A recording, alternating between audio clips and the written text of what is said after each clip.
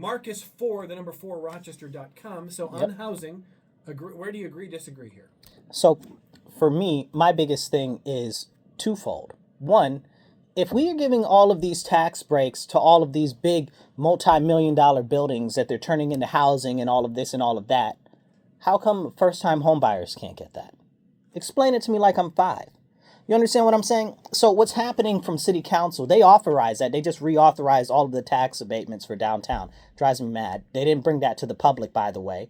We didn't get a say in that. So that's a problem. But if we're going to do it for them, why can't we do it for first-time homebuyers? Why can't we do it for people who have recently purchased homes? They deserve that same benefit of a 5-year tax abatement that these big multi-million-dollar projects are getting. They got the money. You got millions of dollars to buy property. You got the money to pay the taxes. The average taxpayer, the average homeowner should not be flipping the bill for all of these large developments. Okay? The secondarily, so that's a 5 years tax abatement for first-time homebuyers. The second thing for that would also be addressing the near homeless issue, right? So we've got a lot of new homeless. And what happens with that is there are people who are paycheck to paycheck, and they might be one paycheck away from falling into homelessness.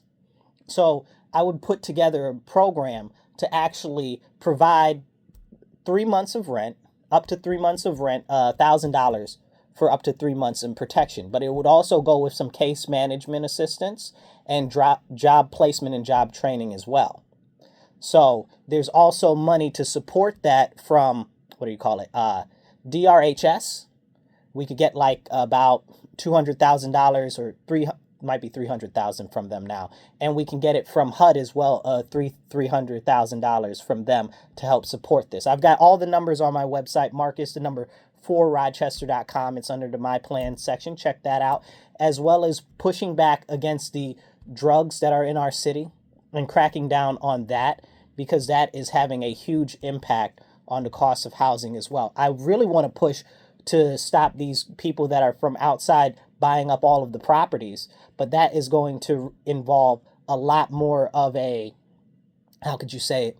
judicial approach through legislation, and we're going to have to be very meticulous at how we do that. They tried it in the city before, but they never followed up. The judge's decision actually gave them the way to do it, the guidelines to do it, to address the issue, but they never saw it again because it was an election year that year, of course.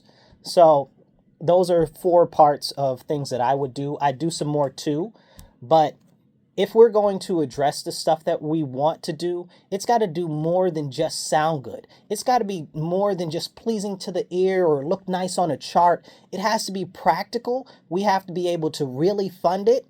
And all of this, the government should own this, the government should own that. The government shouldn't own anything except the buildings that they're in. The government owns too much. That's why our debt burden is so heavy. That's why the taxes keep going up. That's why the expenses keep going up. And that's why the rich keep getting richer and the poor keep getting kicked in the bum.